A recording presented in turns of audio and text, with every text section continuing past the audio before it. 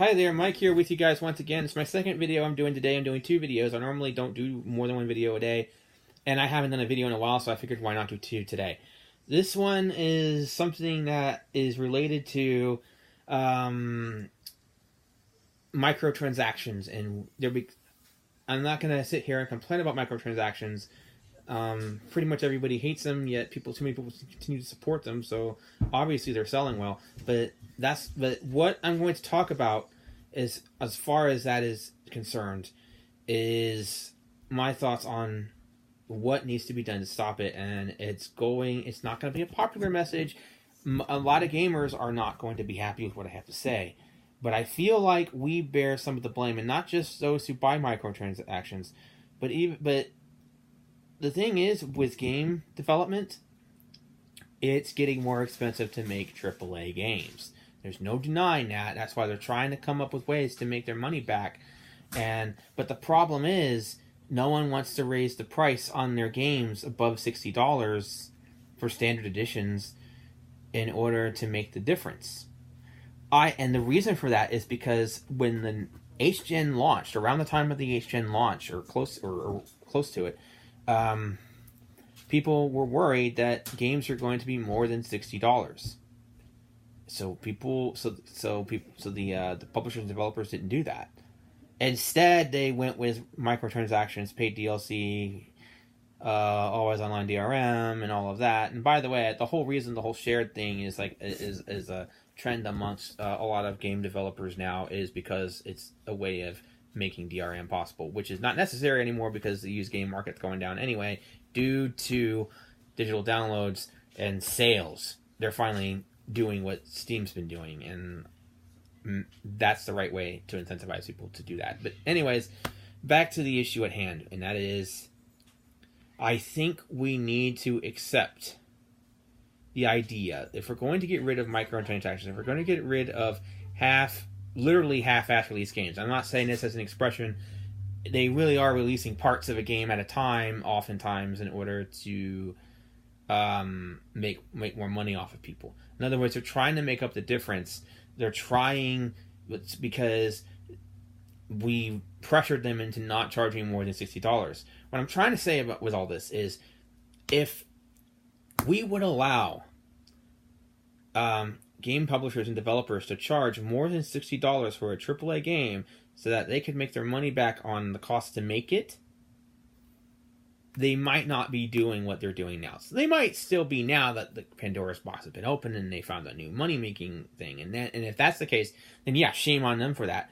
But I feel like the whole reason microtransactions and DLC, DRM, and all the crap that we've had to deal with, the whole nickel and diming gamers, the whole reason, and gold editions, pre-orders, blah, blah, blah, the whole reason that they resorted to that was because we drew the line in the sand when it came to charging more than $60 for a game. We said, no way. I feel like if we hadn't done that, if we had been okay with higher prices for AAA games altogether, we might still be getting at least more full games at retail like in the old days. I'm not sure if that would happen now because Pandora's box has been opened and they understand there's a new money-making tool here. But if we had just kept our mouth shut and just let them charge us more than $60 for a game, at least when it comes to the AAA space, we might not be seeing a lot of the nickel and diming we're seeing now. I think we would see more games released complete on day one. That's just my opinion. I could be wrong. I don't know. I can't prove it. But that's just my thought.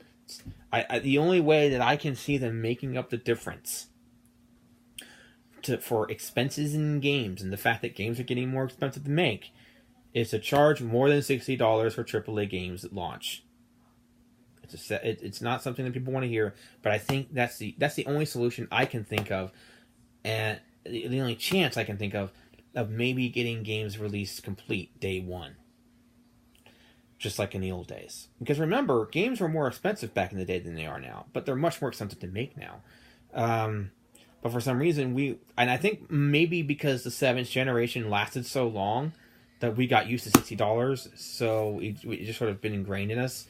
But I think we just got to face the facts that games need to cost more than $60 at retail.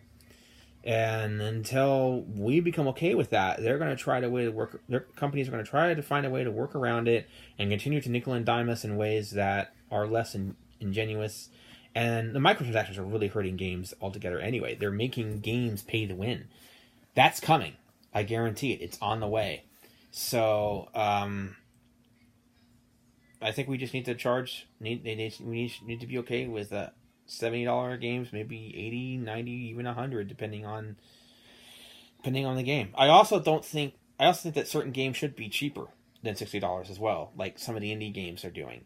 I think there are some AAA games that don't have a lot of that can be charged. Like the Order 1886 could have been about $30 or $40.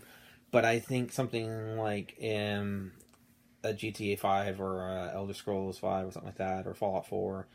Or a battle front, stuff like that. Maybe they should charge more.